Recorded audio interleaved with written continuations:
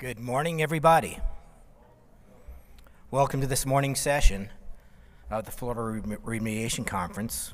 We are in General Remediation Session 2, and I'd like to remind everybody to read everybody's biographies that are doing presentations. Please look at the Moderator and Speaker Compendium. I'm just going to introduce them and where they're from, and to learn about who they are and what they do, please read the compendium. Okay, so our first speaker is Mr. Paul Pickering. Paul is going to present how advanced air monitoring solutions reduce risk, costs associated with brownfield site rehabilitation. Paul is the Vice President of Global Strategic Accounts, Aeroqual. And Paul, come on up.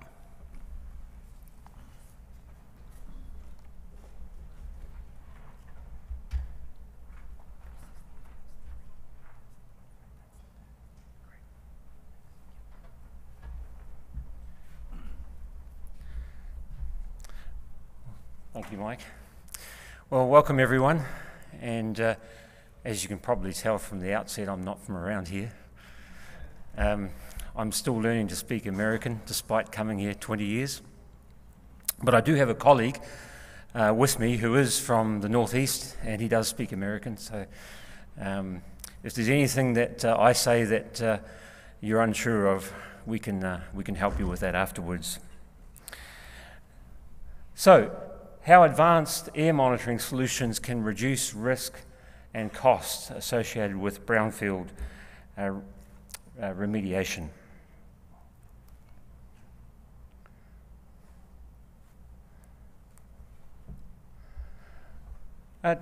Just a little bit of preview of what we're going to cover in this presentation.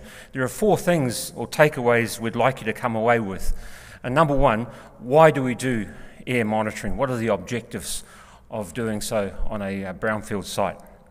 Secondly, what are some of the risks and costs associated with the air monitoring? Thirdly, how does an automated solution help reduce cost of compliance and risk? And fourthly, who benefits? Who are the stakeholders that benefit from the data? Just a very brief introduction to who Aeroqual is. We make air monitoring solutions, primarily industrial perimeter solutions used on brownfields, landfills, construction, remediation sites, Superfund sites. And it's a combination of hardware and software that is usable on your tablet, PC, and mobile. And just a quick snapshot of all the usual suspects, and no doubt some of you are represented in that slide. And here in North America, currently there are about 1,500 connected Aeroqual monitors in use, and that's about 400 projects. And every day we're collecting over 3 million data points. And our claim to fame is to maintain an uptime of close to 99%. So our clients are assured of their data integrity, and there's a belt and braces approach to this. We store the data on the instruments as well as in the cloud. And something that you may not be aware of, Aeroqual has a partnership with the EPA, a 8-year collaboration for research and development in air quality sensors. So, getting into the thick of it, why do we monitor air quality? And there are 3 basic reasons that we do this. Number 1 is to measure air quality in real time. And we're looking for pollutants of interest such as dust, which could represent heavy metals, arsenic, and other particles, or vapors and gases such as methane, VOCs, H2S, and so on. Other contaminants of concern that come from the remediation process. The second reason we do air monitoring is to provide qualified information to the site operator, to the regulator, and to the community, and to do so in a timely way so that the data and the insights are actionable. And the third reason is for health, and that's to determine the exposure limit that workers and the community could be at risk from exposure to. Now, here in Florida, the regulations for air monitoring on remediation sites are not quite as stringent as other states such as New York, New Jersey, California, and Illinois, but they do exist.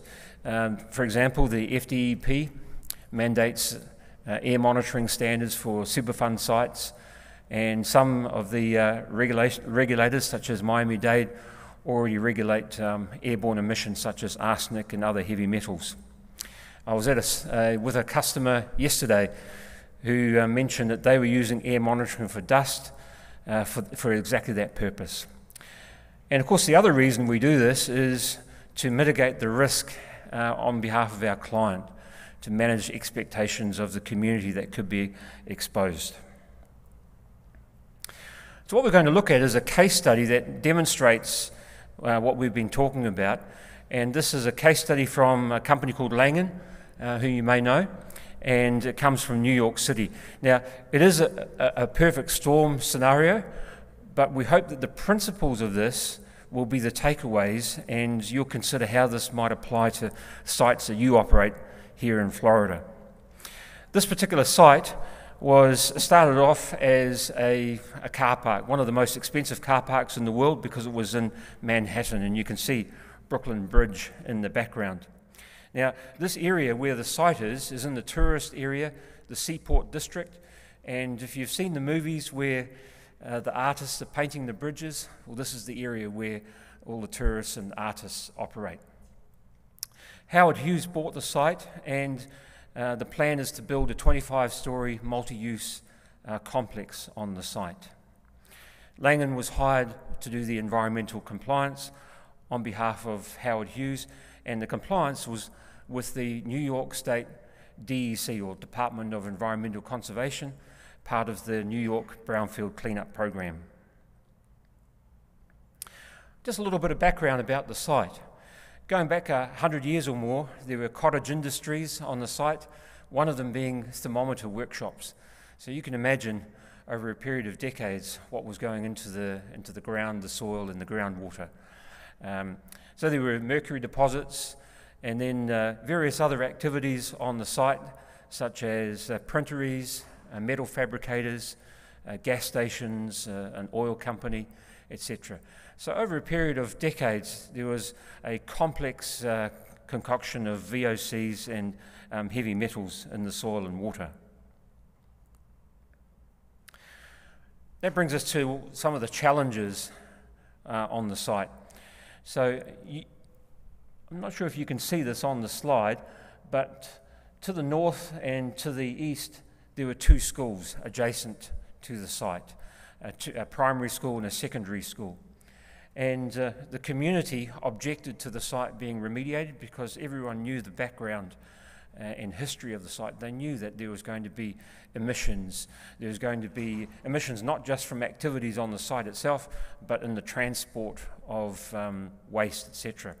And so you can see in the small picture, there was opposition by parents, teachers, saying 250 is unsafe. That's 250 Water Street in Manhattan is unsafe. Where is the DEC? What were they doing to ensure the public safety? Because the challenge was that the remediator needed to remove 22,000 cubic yards of contaminated soil. So the top 9 feet of the site needed to be removed. The New York DEC imposed a community air monitoring plan, or CAMP, on Howard Hughes. So in New York, a CAMP consists of action levels, and in this case, the action levels for dust was imposed at 100 micrograms per cubic metre. Now this was going beyond the standard of 150. They brought that down even lower. VOCs was 5 ppm, which is the standard, and the mercury vapor standard is 10 micrograms per cubic metre. They enforced a 1 microgram standard on the site. Now this was partly due to the Department of Health analysis and what they considered to be public risk from activities.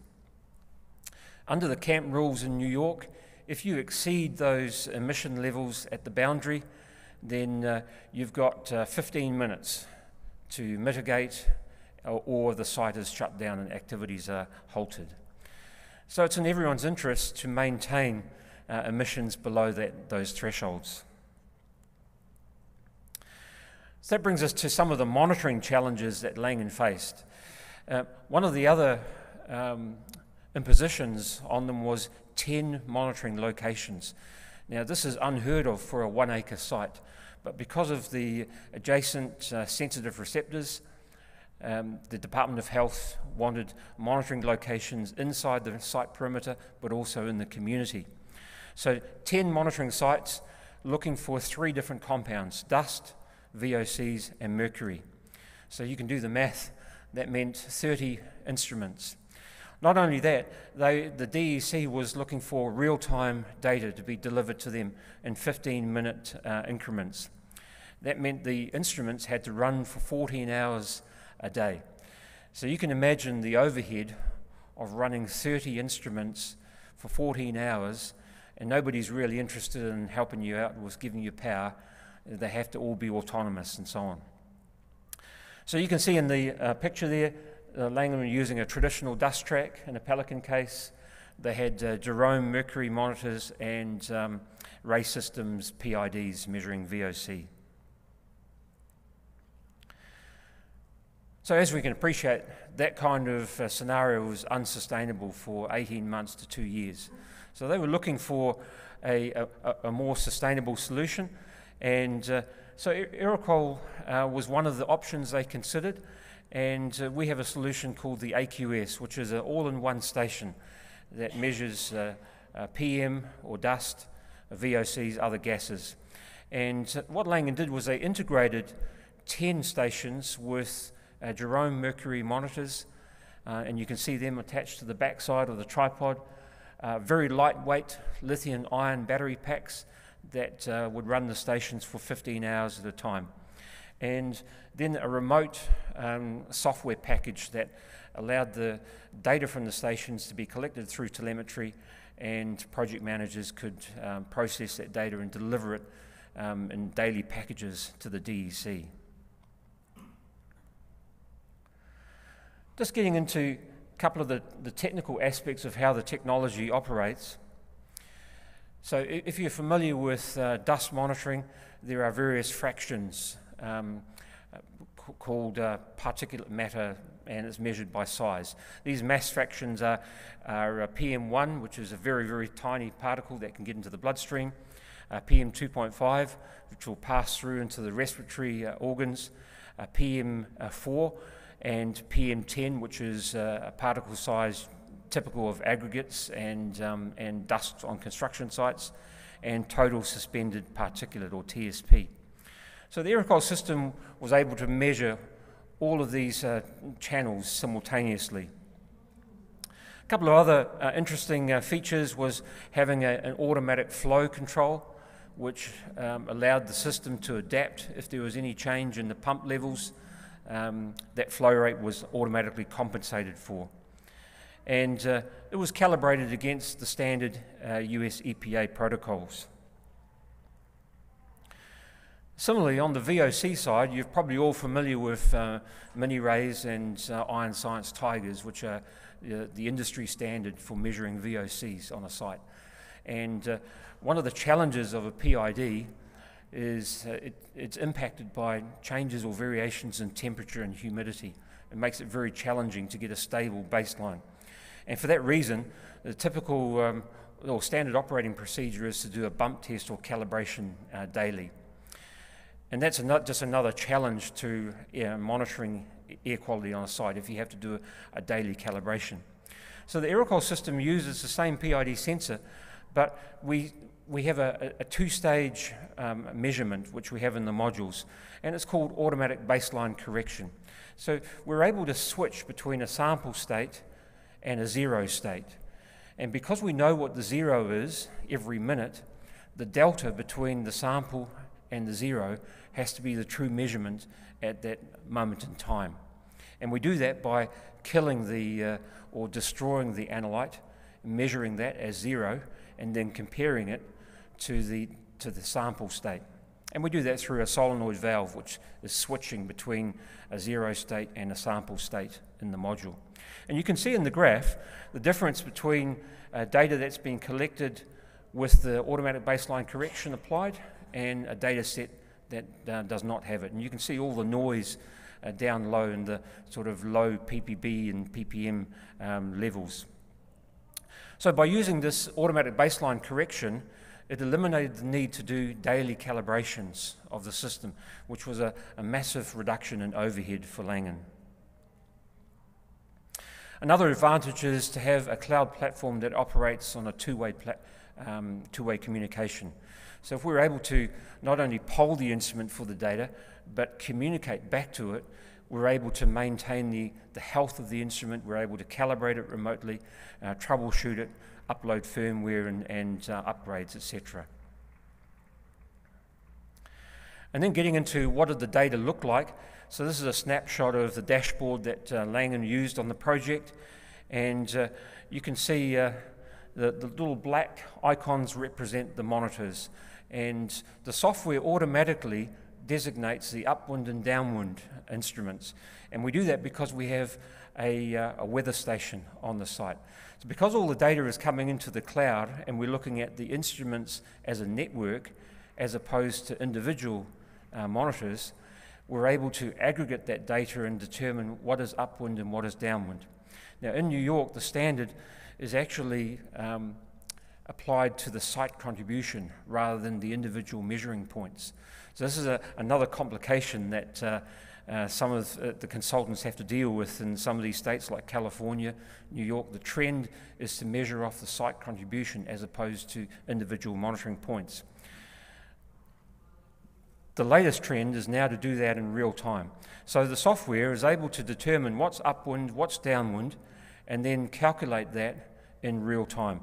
And then Langen was able to apply their thresholds or alerts off that real-time site contribution. Here is the plan of the site and the various monitoring locations, and you can see there's a comparison between March of last year with August, and the most outstanding difference is the prevailing wind direction has changed. And instead of, in the old days, we would physically have to move the monitors because we would physically designate them as an upwind or downwind monitor. But instead of doing that, the software automatically did it for them. So they no longer had to move instruments every day.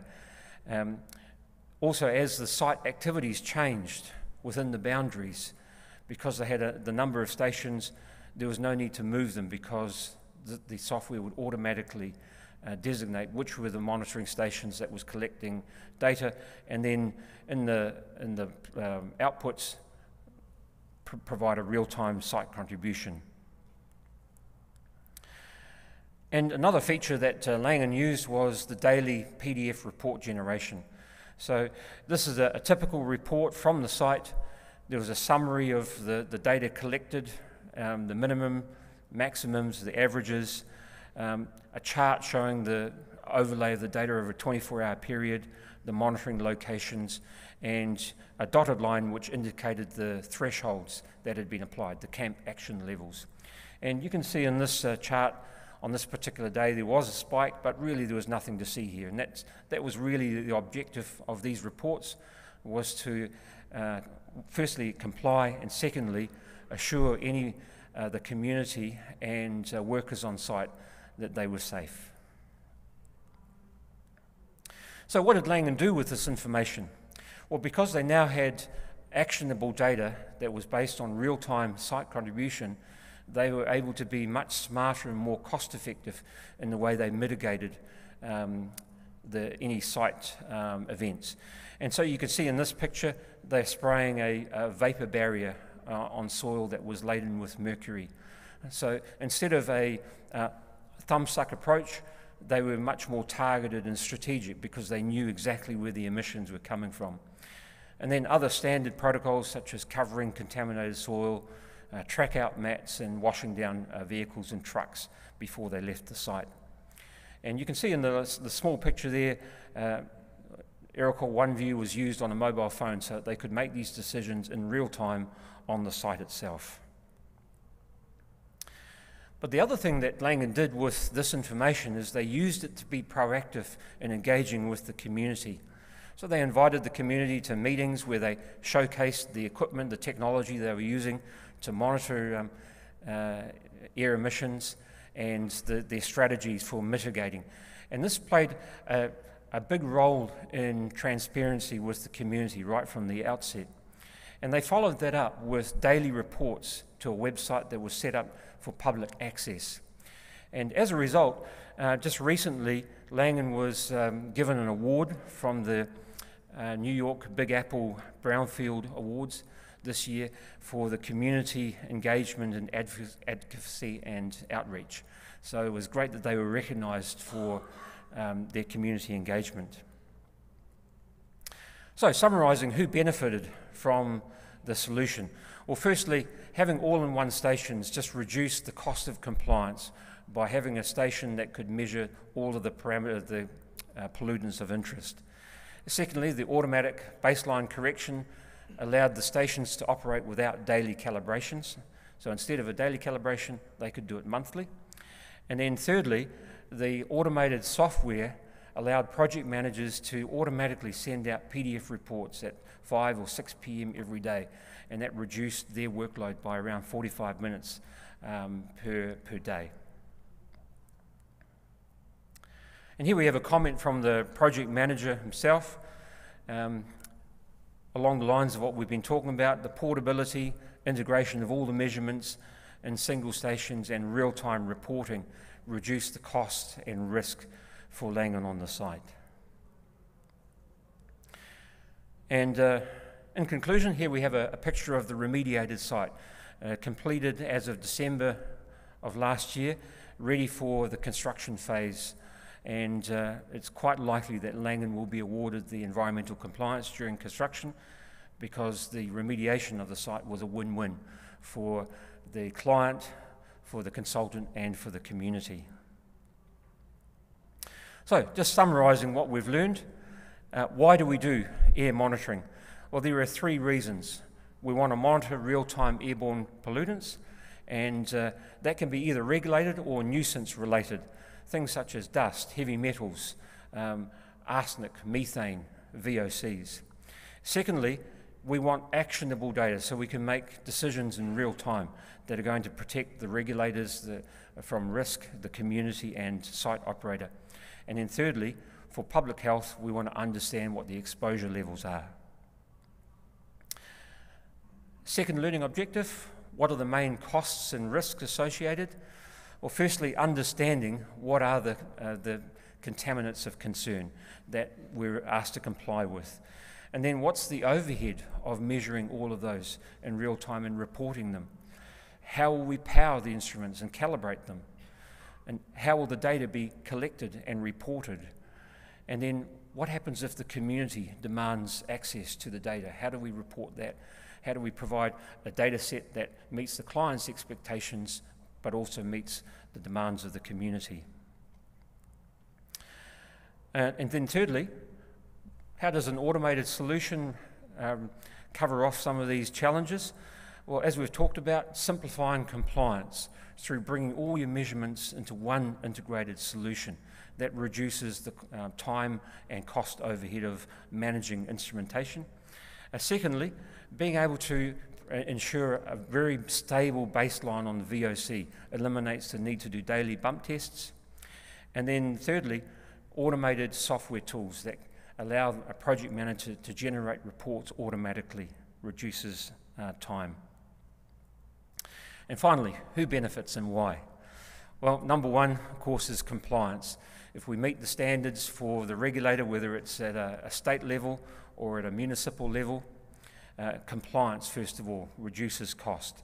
Secondly, actionable data allows the site operator to minimise the risks to themselves, to visitors to the site, and sensitive receptors in the community.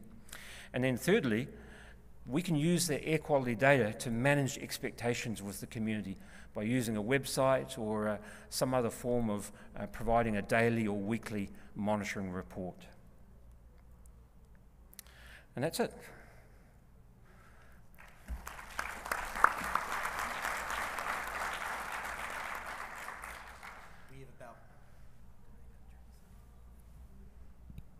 We have about 5 minutes for questions. If anybody has questions, there's one in the front row over here. Was there any air monitoring in the community, or did the community do any air monitoring themselves with sensors or anything like that? Yes, in some states the community take that on themselves, citizen scientists, for example, and there is now a plethora of lower cost sensors that for $200 or $300 people can buy a sensor. You may have noticed in the EPA site they've provided some guidance now, an air sensor toolkit, exactly for that purpose. So in this particular project, the schools themselves were also doing monitoring and comparing the results that they were collecting with what they saw in the daily reports. And they also hired independent consultants because of the scrutiny and risk associated with this. Correlated with the data you? Yeah, overall, you get what you pay for, of course. So, yeah, a lower cost sensor is great for trend analysis and perhaps a qualitative measurement. But for compliance purposes, there is a standard for the measurement, and that's for quantitative data. Just one last, did you do any video surveillance during it so that you'd know what activities were causing any spikes or anything like that? Yeah, that's a good question. And it's often associated with noise events as well, and certain dust events. You can have cameras that are integrated into the system so that if you do have an event, it will trigger a visual collection, or if you have a noise event at a certain frequency or volume, it will take a sound bite.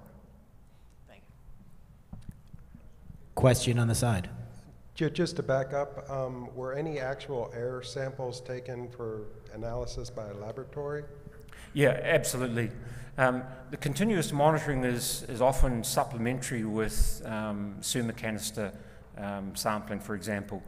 And often that early sampling is done, or baseline sampling is done with passive collection and then used for lab reports, and which is very useful in understanding what the site makeup is and the pollutants that are likely to be there, and is usually correlated with the soil samples. The continuous monitoring is useful for the site activities themselves, ensuring that we don't breach any regulations or are managing the expectations of the community. We have time for one more question. I was curious about the weather system. You said that you had a weather system on site, and I noticed that your logs only had one wind direction per day. So was that weather system tied into the rest of your system, and did it change based on the actual weather conditions during the day? Yeah, good observation. And I probably didn't mention this, but we had a Vaisala wind sensor. On a project like this, you only need one wind sensor because you're looking at the data as a network as opposed to an individual measurement point. But throughout the day, being close to the ocean, of course, the wind direction changed about midday, sort of early afternoon, which was another reason for having a weather station. And using that data allowed Langen to determine what was upwind and downwind without actually physically moving the instrumentation. So it's quite standard practice to have at least a wind speed and wind direction sensor attached to a project. And one of the other parameters of interest is wind speed as well. So if it's, for example, in California, if you exceed 25 miles per hour wind, then site activities have to stop as well. So you're absolutely right, there was a wind sensor on the site. Correct, yeah. And you can bring that data in through the hardware or through the cloud. The important thing is having that in real time as well as your air quality information. Thank you, Paul. Thank you very much.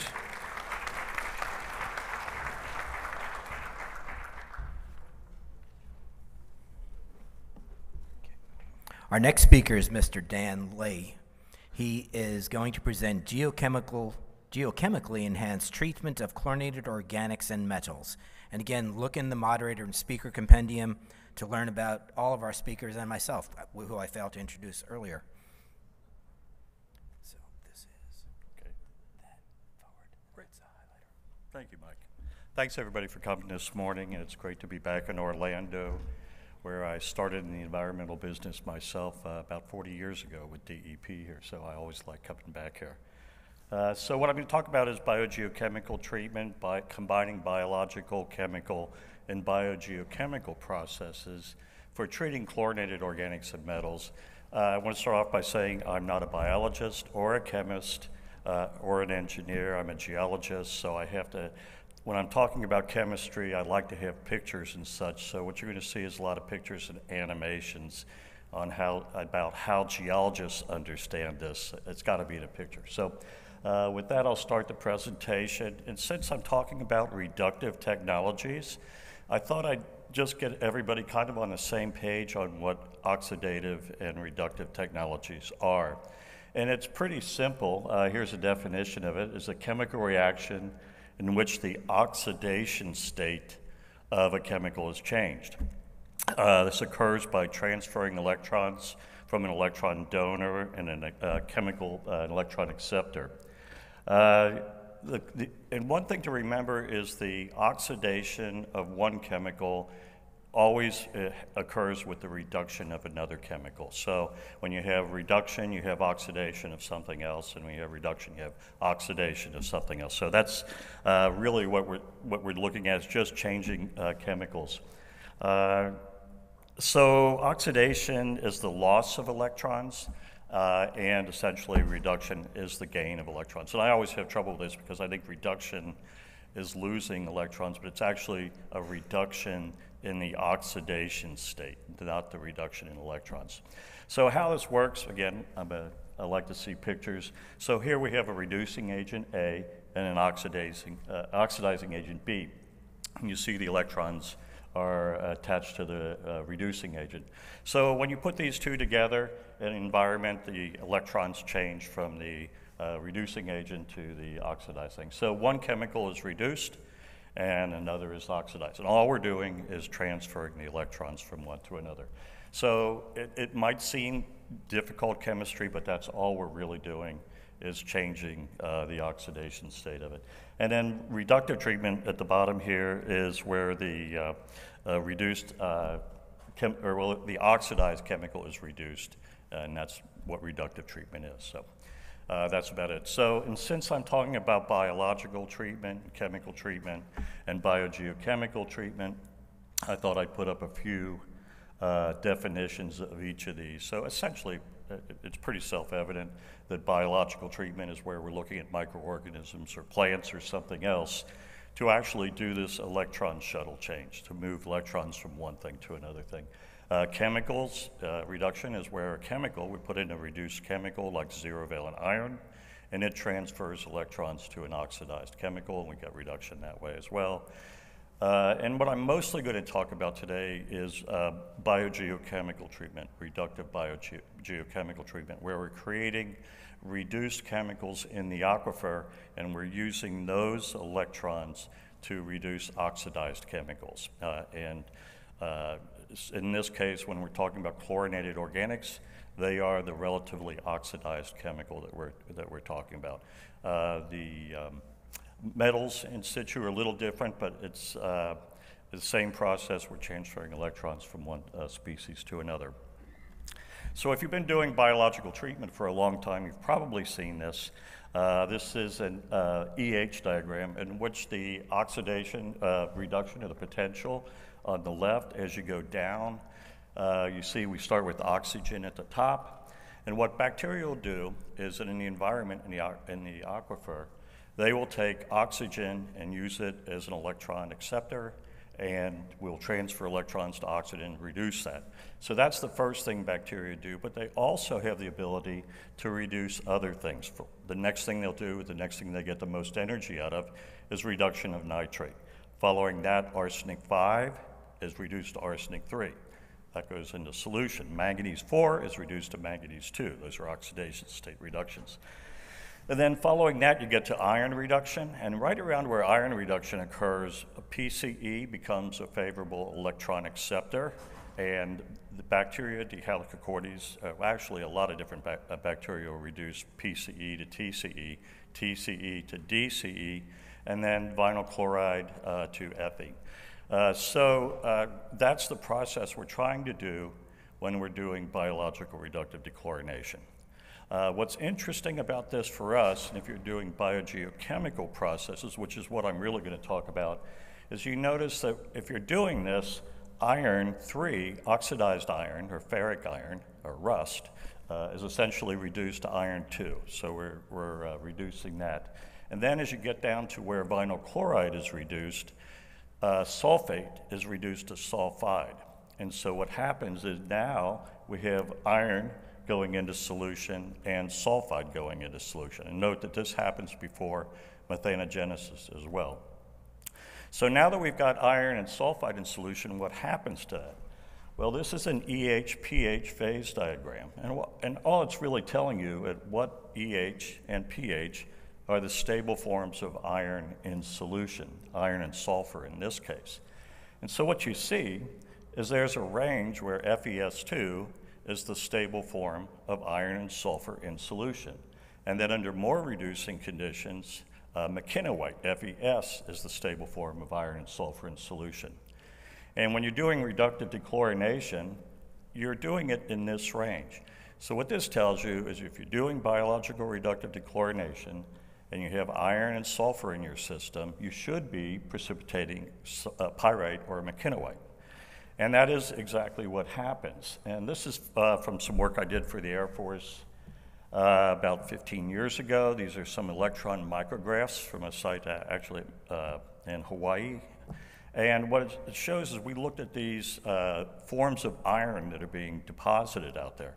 And you see typically what you normally would see at a site. You see some euhedral pyrite at the top left, very small. They're sometimes under a micron in size.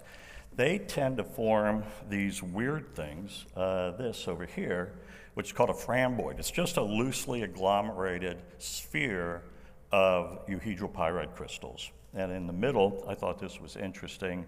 It seems to be a framboid covered with essentially McKenna-White or unstructured iron sulfur.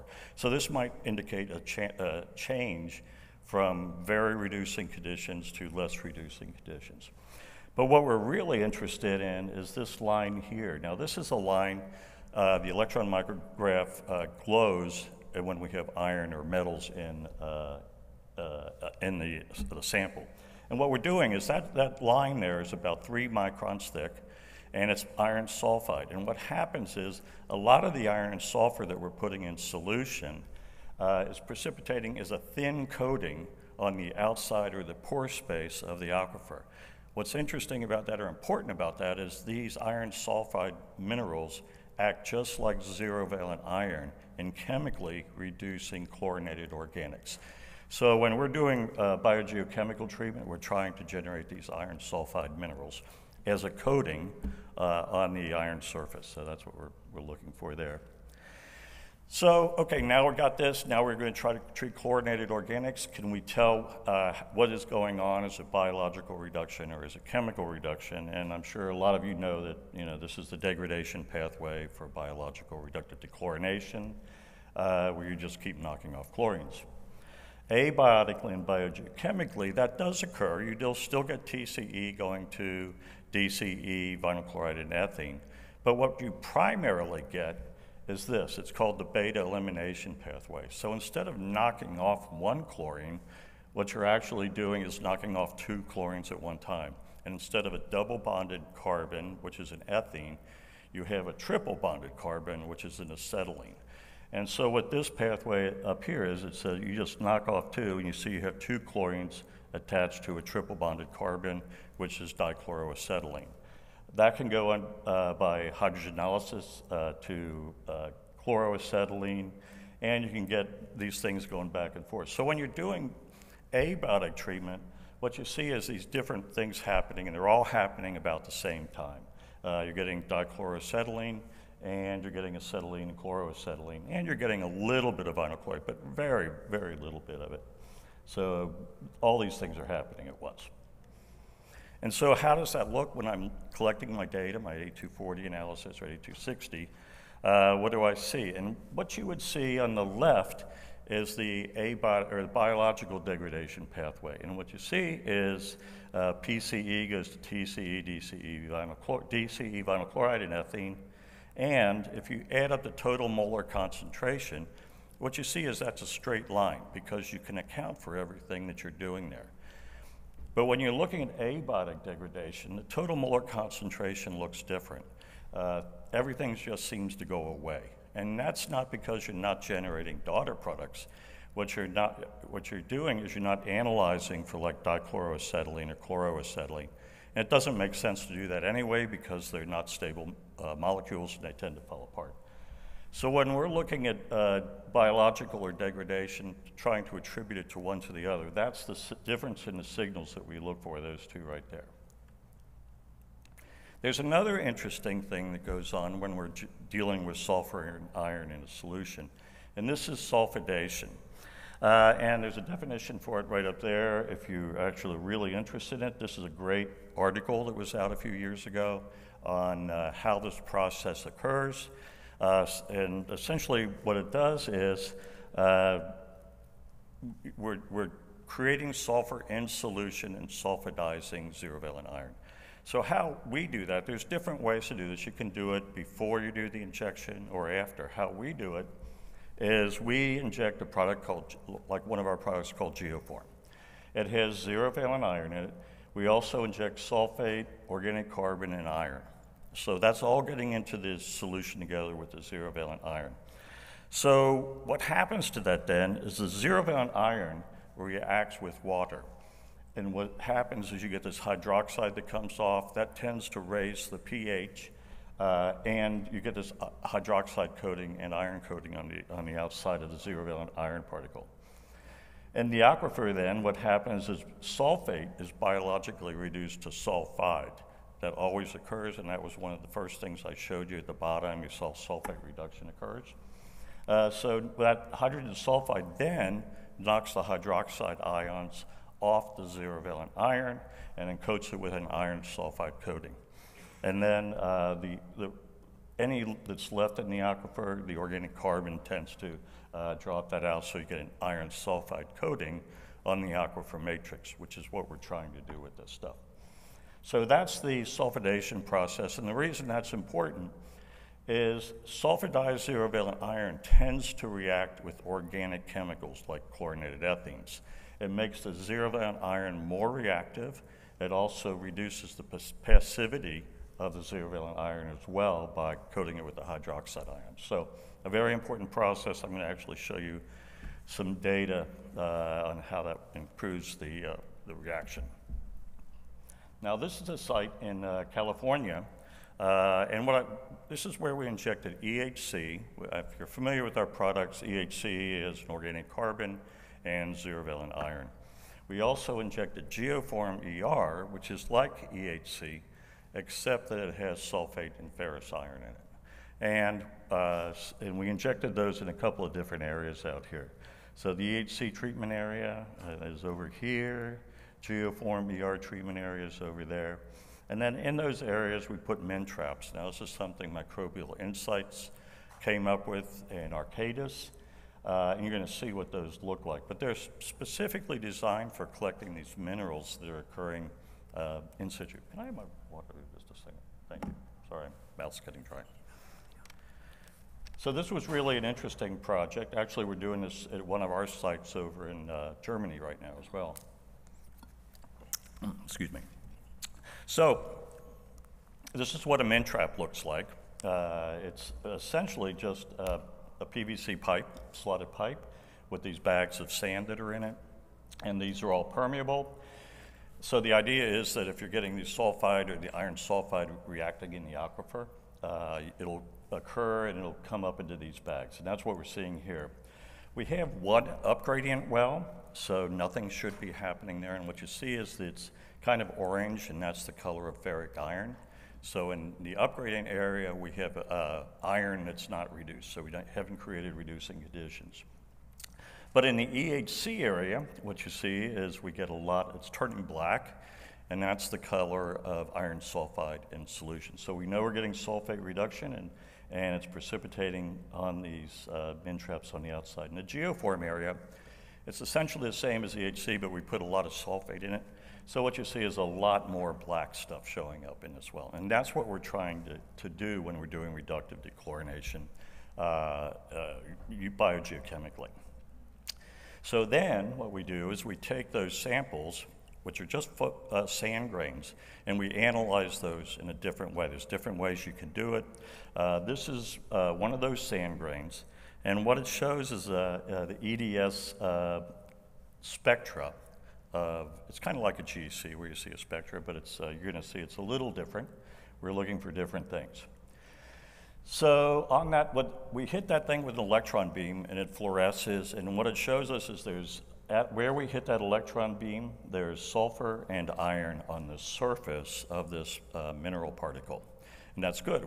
We're hoping to do that because we're making iron sulfide. We want it to precipitate on the surface, just like we did with sulfidation. It's actually what it is. Then we look at that with the backscatter electrons, and what it shows you, what this tells you, it says it's the K alpha for sulfur, and down here is the K alpha X-ray pattern for iron. And what you see is that on that surface, there's an area where there's sulfur coating it and iron coating it. And then if we put those two together, we see that the iron and sulfur are co-located. They're right in the same spot. So what it's telling us is we have iron sulfide coating the aquifer, which is what we're trying to do when we're sulfidizing something. And there's another analytical method that we can look at, and it tells us that it's about 50% FES and about 50% pyrite. FES, McKinowite, or unstructured pyrite. So it's telling us we're doing exactly what we intended it to do. So these are the products that we have that do that. They're called geoform. We have two different types. One's for soluble, for putting in wells, and then another has zero-valent iron, large-scale zero-valent iron, and this is what they look like. They do essentially the same thing. So I'm going to show you some data from where we applied this. Now this is data from a site in California where we're looking at a few sites for treating chlorinated ethanes, and we wanted to see if there was a benefit to going with the geoform products over our EHC. Essentially, is there a benefit to adding this biogeochemical approach to this? And so what you see here is concentration, chlorinated ethanes on the left, and time. This is a bench test over time. And what you see is if we do chlorinated ethanes treating with EHC alone, no sulfate, I got to mention there's actually 400 milligrams per liter of sulfate in the aquifer already, so we are getting it to occur anyhow. So we see we got pretty good reduction, 50% reduction in 60 days. But when we add the geoform ER to it, we get 84% reduction in the chlorinated ethanes in the same amount of time.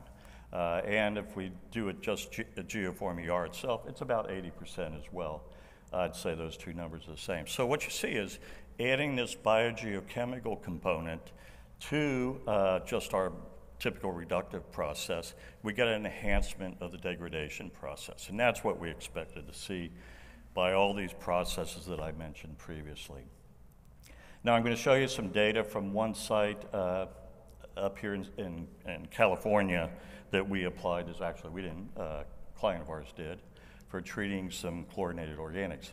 And this site was interesting. They had TCE, 1,2-DCA, and chloroform, but the plumes were kind of overlapping. One area is just DCA, one area is just TCE. So in this area, we treated the TCE with zero-valent iron and organic substrate plus a dechlorinating organism. And this area we just did biologically. DCA goes away just biologically. And what we see is those went away, but we had an area right here where all three of those chemicals were co-located, and we we're having a hard time getting rid of them. So we added the geoform ER, and what these show you here is the chlorinated ethanes in those wells in that area. And what you see here is this dotted line is actually chloride, and what that's telling us is, are we diluting the water, or is the water not diluted? And so what you see is we injected the geoform ER on this date, about day 400, and then you see dilution, so the chloride concentration drops and comes back up. That's everything goes away, but it's because of dilution in this case. But you do see that it starts rebounding, the TCE starts coming back up, DCE comes back up too, and then the TCE is going away. That's biological reductive dechlorination because the total molar concentration is still going up. But what you see right here is the DCE just goes away and there's no vinyl chloride produced. That's an indication of abiotic degradation. So what we see here is this went away very quickly, and this site, things went really well. They went from treating this from 30 months from when they started the project to when they got a no further action on this site. And 15 months of that was actually just the post-treatment monitoring. So a very successful site for our client, and it worked out very well. So that's what that is. I also want to talk about how it treats metals. So if you're doing reductive dechlorination, if you look back at that first figure that I showed you, you saw that not only was manganese or nitrate an electron acceptor, so was arsenic and manganese. And what happens is when those two things are reduced, they go into solution as well. So that's what this is showing, is arsenic's going to a more soluble form, arsenic 2, manganese goes to manganese 2, it's soluble, iron goes into solution. Interestingly, chromium, hexavalent chromium, precipitates when you get reducing conditions, so it becomes a solid. So something that's interesting about this for us is many of these metals can be precipitated as iron sulfides. This is some data from EPA from a few years ago, and it shows the solubility in milligrams per liter at different pHs of metal hydroxides or metal sulfides. And what this shows you really is that if you can make something a metal sulfide, it is much less soluble than a metal hydroxide. And so when we're doing biogeochemical treatment, that's what we're trying to do. And you'll notice that this range is actually in the same range where we're doing biological and chemical reductive dechlorination as well. So you would expect to see those. This figure, I showed something similar to this earlier, where we had the EH-pH phase diagrams for iron and sulfur. In this instance, we actually put arsenic in this EH-pH phase diagram as well. And what you see is that there's a range, if you have all three of these in the aquifer, where you have reducing conditions in a moderate pH, that you actually form arsenopyrite if you have iron and sulfur in solution. And that happens to be in the same range where we're doing biological reductive dechlorination. So what that tells you is if we have arsenic in the water, we should be able to precipitate it as arsenopyrite, and that's what does occur. I just wanted to show this as a site in South Florida. It was a cattle dip, and we looked at how well does Geoform ER work on this. This is actually a bench test, but we did use different doses of Geoform ER. And what you see here is a very clear dose response. So the more Geoform ER we put in, the faster it went away. And that's what we would expect to see as arsenopyrite. So in summary, I'll let you read what these are. I would just say that biogeochemical reduction is a natural process. It's probably occurring at all your sites anyway. Florida has a lot of sulfur in the aquifer, so it's probably already happening here in Florida. But if it isn't happening at your site, you can actually modify to make this happen and make it more work better, like make your iron more reactive and make it last longer as well. So, and it also, if you're dealing with this, if you have metals that go into solution like arsenic, iron, or manganese, you can precipitate it out as well. So those are the things that we're looking for. I just wanted to put this up. We have a lot of, I'm talking about reductive technologies, but Evonik also has, and you're probably aware, a whole suite of chemical oxidation technologies as well. So we play both sides of that oxidation and reduction game. And that's mostly what I'm talking about. And I think I got 39 seconds left, so I do okay. So thanks for your time, and I'm glad to take any questions now.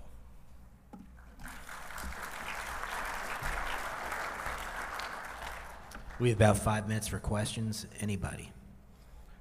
for Dan. Yeah, if you have questions, please talk up to. I'm sorry, I don't hear very well, and if I didn't answer your question, please yell at me. Hi, thank you for the interesting topic. So I don't know if I misunderstood you, so just want some clarification. You mentioned that the geoform kind of enhance the degradation compared to EHC. So in your example, that at German side, you have one area inject EHC, the other area inject geoform. So it's not overlapped. So what's the rationale there?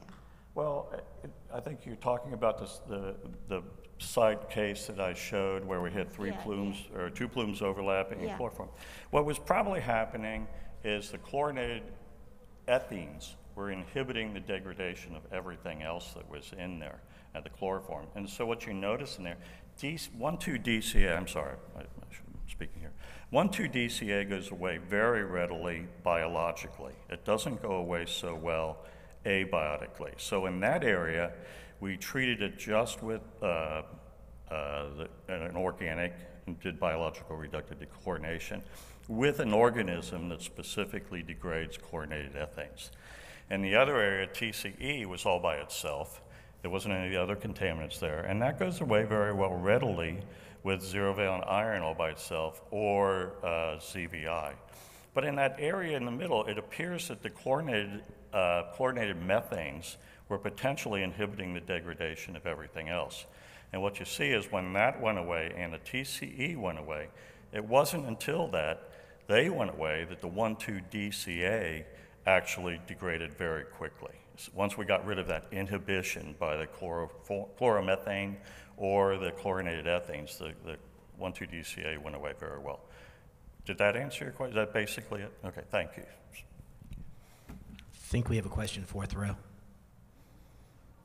Real quick, the cattle dipping vat that you worked on, did that get move along past the pilot or the lab stage, or did anything done in the field? Yeah, the data from that I just showed that we were just talking about is the field data following that bench test. So what we did, that client had 2 sites in the Bay Area, and they wanted to know, should we just go with EHC or should we go with the advanced biogeochemical treatment process? Because it went well with, and I should step back a little bit, we had been doing treatment there before with just CVI and ELS, but it showed that we could get a very good improvement by adding this biogeochemical component. That was the bench test data that I showed. Following that, we took the geoform ER with the sulfate, the biogeochemical component, injected it into that center area, and that's when everything went away, and we put in the geoform ER. So that was the whole reasoning process. We didn't want to just go in and try something different. We wanted to know, is it actually going to work better? And that's what we did. Thanks. Anyone else? Anyone else? We've got a minute. Hey, Dan. Hey. Have you jumped through the hoops to get FDEP's acceptance for these products in their underground injection control program, acceptance program? Oh, that's a great question. And actually, we're working in Florida right now with a client that we're trying to get those things approved. Now, some of them had been approved in the past. Some of them have been approved based on a little modification of the injection concentration. I would say that we're working very hard to do that, and I don't think we're going to have any problems. They just want some data showing that we're not going to hurt the drinking water standards here. But I would say that it would have been nice for DEP to give us a little warning before they just told us we couldn't use our products here, maybe a year or two, so we could have got those data, but we are scrambling now. I don't see that it's going to be an issue. It isn't really an issue. We'll get it all taken care of. My little kick at DEP, sorry. Thank you, Dan. Okay, thank you all.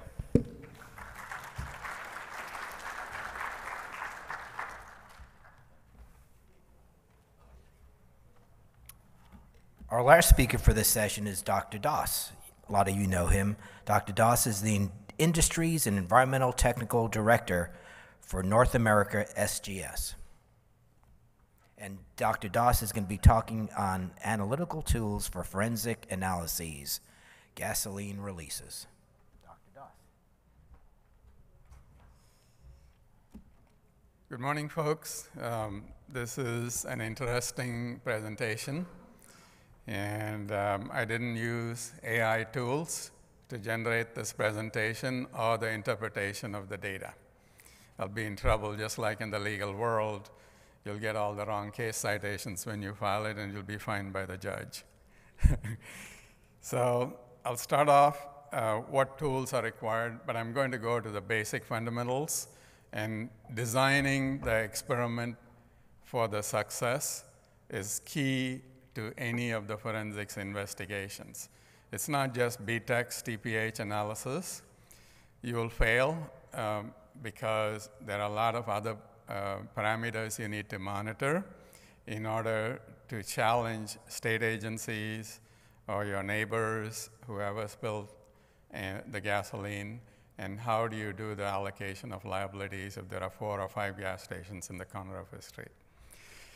So I'll go through why do we need hydrocarbon fingerprinting and hydrocarbons, how do they get into the atmosphere, how do you measure it, and then how do you satisfy regulatory requirements for risk evaluation, and how do you get the forensics outcomes of it.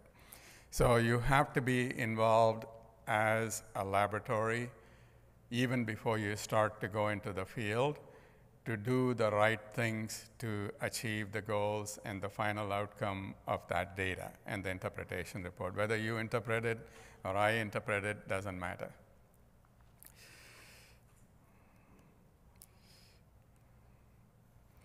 So there are several pathways. Whole oil analysis is the first year. And what whole oil analysis does is determines what product you have in that contaminated matrix. And then from there, you can divide your pathways or which pathway to take to analyze that spill. And then one of the outcomes in this case, since I talk about gasoline releases, piano is one of the analyses. So there are 2 types of piano analysis. One is the hydrocarbon world, which I'm very familiar with. I can tell you from the wellhead all the way to the refinery and the products they make and how they go about doing it, including the lakh meter distribution of crude oil and how they sell crude oil. So, and then the additives are a very important part of this whole picture. And that's where, if you do the B-text TPH, you'll lose all the other components. And then the interpretation part. So we can provide the data to you, and you can do the interpretation or engage people like myself or other experts in our company to do so. Why do we need hydrocarbon fingerprinting? Because characterization of the product, that's tier 1, and then determination of the source or multiple sources, and then approximate time of release. So, and then the allocation of liability. So how do hydrocarbons get into the environment? So it spills, leaks, explosions, natural seeps, and emissions. Natural seeps you have to consider, especially when you spill stuff in the ocean, because that occurs every day on natural seeps part of it. And then emissions part is another story, and you have to collect more data for it. So what is necessary to do the fingerprinting part? It's samples from the site. Source product will be a great thing to have. It's not always available, especially gasolines. Like you spill something in 1985, you may not have any source gasoline left to even go back and do the fingerprint part of that in comparison. And then the historical background is very important. So that's why I talk about engagement up front, is because of that. And any data you all have and you can collect about that site, who operated it in 1965, who operated it in 2005, all that matters because gasoline comes from different sources and different refineries. And what did they add during those time frames are well documented in history, and who made what. Example, tetraethyl leads. There were several people who made tetraethyl leads, and certain isomers of tetraethyl lead were present at certain time functions over time. And then the oxygenates part, MTBE, ethanol, all of those, TAME, FAME, DIPE, all of those guys. So any historical background plus all other information extraneous to that, who owned it, how long did they own it, all that is important. And then 2 tracks of data collection, like I said. For risk evaluation, you have to go through the regulatory aspects to satisfy the agency part, and then determination of the sources or multiple sources. And that's the forensics aspect of it. And then analytical tiers, like I said, there's tier 1, which is literally a GCFID analysis, but it's not your typical TPH analysis. This runtime is 2 hours. I have examples of the chromatogram. So that separates the products, so that way you can decipher in those 2 hours and how the compounds or products elute. Otherwise, you'll get everything crunched up in 5 minutes in a TPH run. Because TPH, all you're looking for is what ranges they are. And then tier 2 is the GCMS analysis. So you can do the saturated hydrocarbons, pHs, alkylated pHs, and biomarkers. And that entails to fuel oil number 2, which is diesel, and other heavier components. And then the piano analysis is where the gasoline releases come under. But you need to be sure when you're doing the gasoline releases that you're not missing the boat on the diesel releases, because a lot of gas stations, in fact, older gas stations would have kerosene, gasoline, and diesel dispensed from those sites.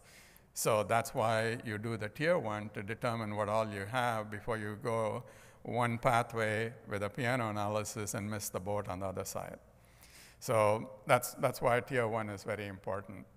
And then tier 3 is the CSIA, that's the carbon stable isotope analysis. And you get that into finite elements, like you have an MTBE spill somewhere. Then you go to the CSIA, but you have to have certain concentrations to do the isotope ratio determination. And then product comparisons, if you have products. And then the whole oil analysis, like I said, is a GCFID. Other parameters are additives, metals, rare metals, sulfur, organic leads, manganese, because different times there were manganese also used instead of lead in certain gasolines. And then piano stands for paraffins, isoparaffins, aromatics, naphthenes, and olefins. And then there are 2 piano analyses. One is the pure product analysis, which the hydrocarbon labs do. And then what we do in the environmental labs is the piano analysis, which determines, because you're looking at a product which was solubilized in water rather than a pure gasoline. Then you can go to the light ends, it'll make sense. But you should avoid that. And I'll show you an example what happened in a scenario in a case study. So methods, right? Like I said, the pure hydrocarbon method is the ASTM methods. In fact, I think I presented this method part on forensics back in 2009 or 2010 in one of the Florida DEP occasions, 2009 or 10. And I did the same thing in 2010 at the University of Connecticut. So I got recruited into as a subject matter expert for the RCP regulations in Connecticut. So you'll see those regulations now promulgated. So there are various methods, and I know every one of these methods, so I'm not going to bore you all with the details. And then EPA methods. So what we do is we take the pure methods and modify it using a standard environmental method. So we take 8015 mod. Like I said, it's not your regular TPH. It's a 2-hour run to separate the products. And then we look for ethanol, and we do not use the 8260 ethanol measurement. And we do a direct injection of your sample on a GCFID for alcohols, because the solubility of ethanol in water and the purge and trap doesn't give you a good measurement, or you may miss the boat finding ethanol. And then GCMS methods like 8260 MOD for the piano analysis. And we go through all of the hydrocarbons, and you have the chlorinated solvents, and then the oxygenates, and the thiophenes, all in one run. So it's not your standard run there either. It's a 75-minute analysis compared to your 18 or 19-minute analysis for your regular 8260D compounds. And then 8270 is what we use for the alkylated leads. And then metals you can run through, but a lot of times we don't even get into the metals concentration because we are doing tetraethyl leads. So that's what it is. In sulfur, we do the thiophenes to get the sulfur compounds. So matrices you will encounter is pure product, NAPLs, whether it's L-NAPL for the light ends or D-NAPLs for the heavier components. I've been involved with both sides, analyzing them in our laboratories, and it's very interesting because whenever drilling happens in the Gulf of Mexico or the ocean, the first step is to determine if there is any contamination on the ocean floor. There's special equipment for that. There are people who are specialized. They drop the whole thing to collect sediment samples at the bottom of the ocean. And there you have to collect more samples, but in a product sample part, you don't need much for the analysis we do in the forensics aspect. And then you have the soils and sediments, because if you have a core, you want to see what all is present in that core.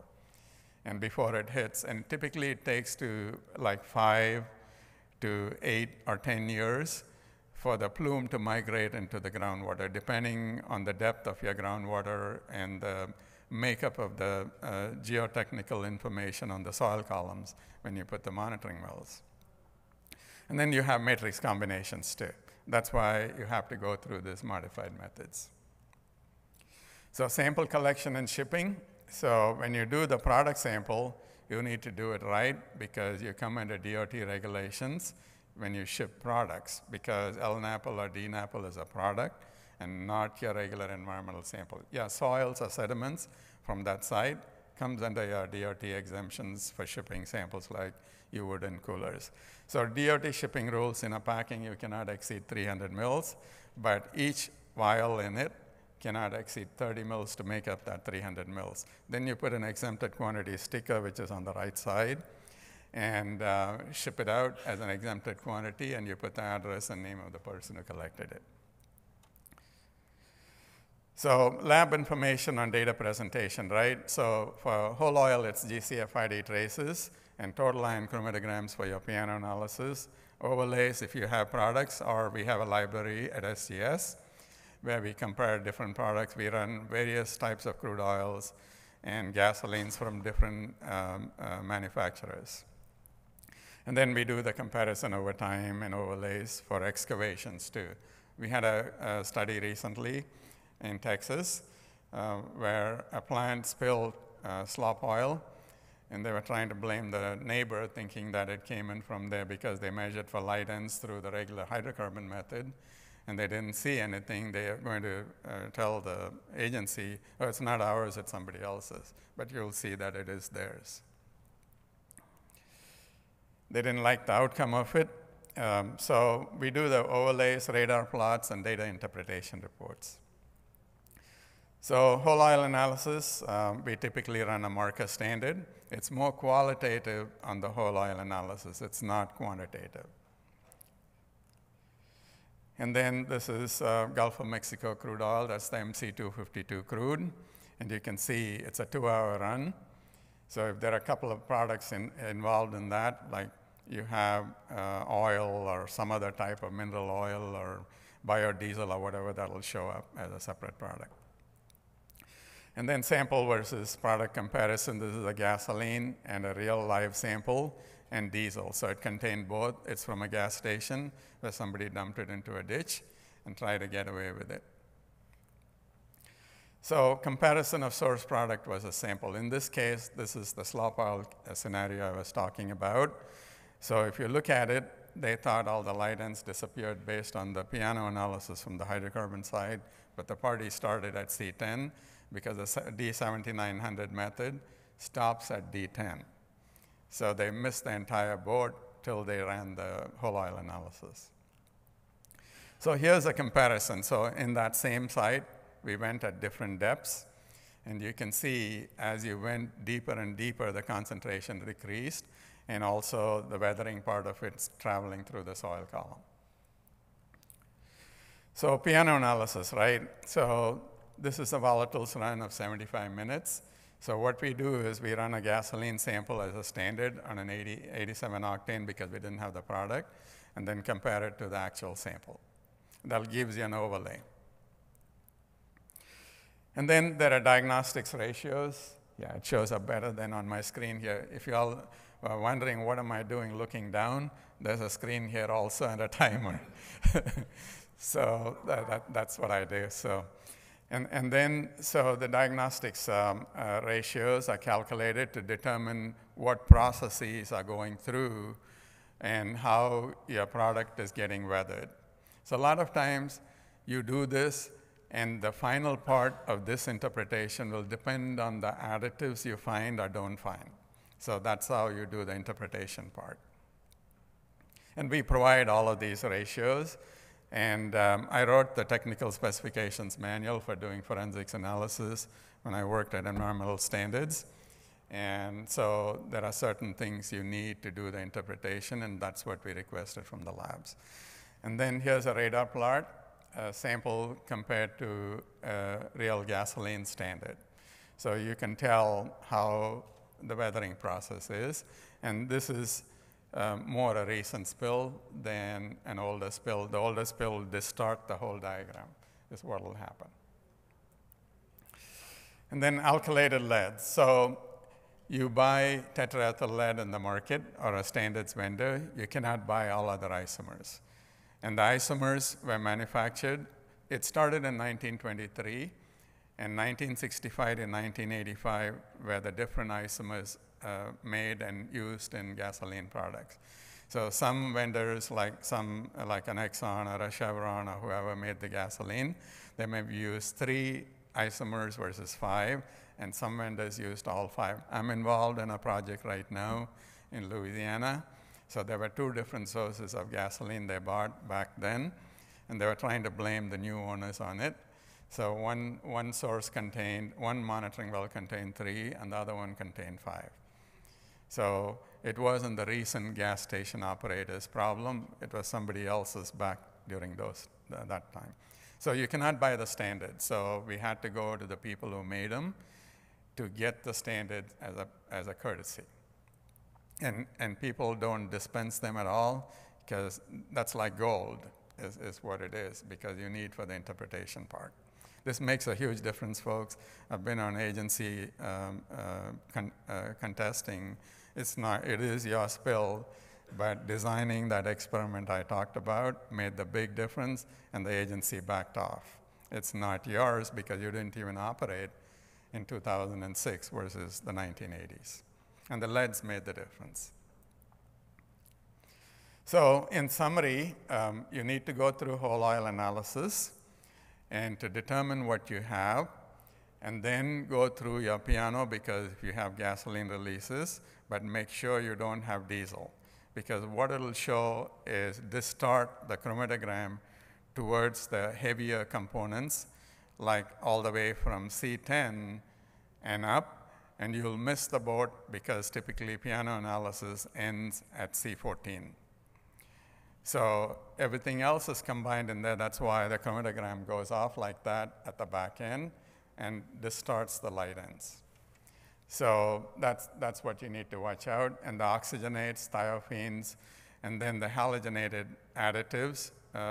When they did the anti-knocking leads, they had to add different volatile components to reduce the knocking effects. And then the alkylateds, there are 5 isomers. Like I said, 1923, it started with 1 isomer. 1965 to 1985 were the 5 isomers, depending on which manufacturer made it, but the multiple isomer leads were introduced. 85 it stopped and went to a single isomer, and up until 92, and then it was phased out completely. And then you have the MTBEs, the tame fame DIPE, and then now the modern era gasolines are ethanol. So make sure you use GCFID for your ethanol analysis because of the water solubility on the 8260, because you purge it through a water medium, so you may lose the ethanol you have. So that's what has to happen. So that concludes my presentation. I didn't want to go deeper into the whole picture because I'll lose the audience.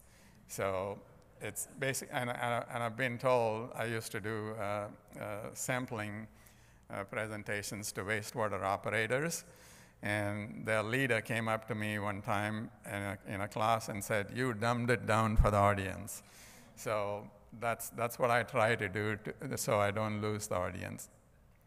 And we do other forensics, PCB congeners, dioxins, PFAS, all of that. And I think last year I did the PFAS forensics part of it here at this conference. So thank you, folks. Any questions? I'll take it. And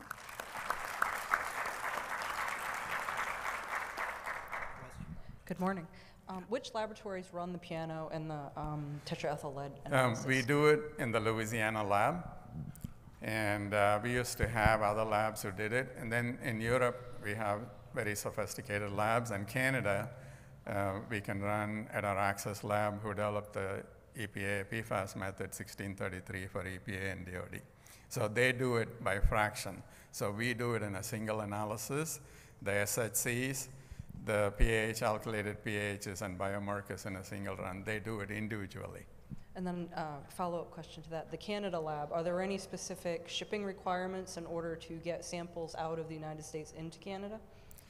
Yeah, it's easy because SGS is a worldwide corporation, right? And so we have shipping groups which handled all the DOT specs and brokers at the border and all of that. That's how we get it.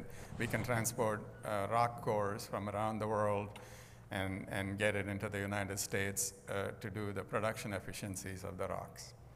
So yeah, we have shipping options. It's not like a smaller lab where they don't have brokers or they don't ship abroad or bring in samples from abroad into the US. Other questions for Dr. Das?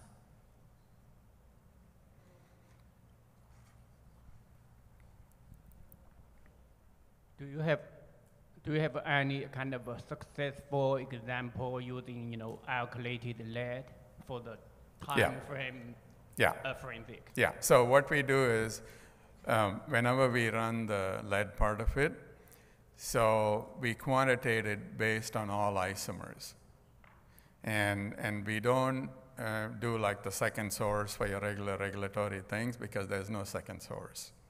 And so that's what you have to watch out on the piano. So, for example, the piano standards cost us about $22,000 for the whole component mix.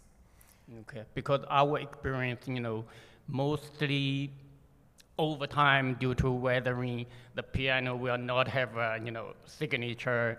Even lead, it will be just the lead itself, not alkylated lead anymore.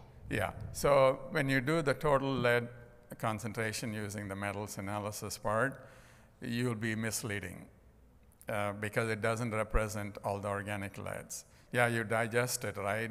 But there's other leads in that column or that water, which is not accounted for when you do the piano, or it exceeds the concentration of what you normally see in an alkylated lead fraction.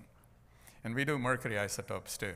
So that requires combustion mercury analysis. And we do the isotopes statistically to determine whose spill it was in a pipeline junction. So we do the 198, 199, 200, 201. And then there are certain specific statistical limitations, and it's very tight.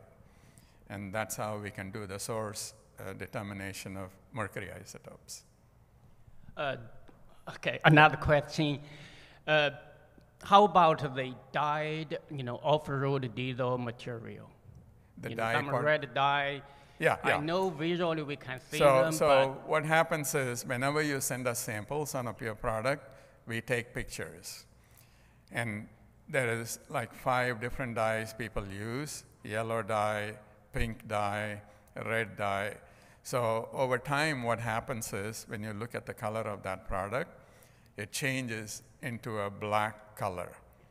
So that gives you some indication of what's going on, that it's not a fresh release. But there are labs who do dye testing. So I had a case in one of our clients in Knoxville, Tennessee, right? So you know how we use fluorescent dyes. I'm an environmental engineer, right? We did stream pollution analysis by doing fluorescent dyes to determine contamination in different sources.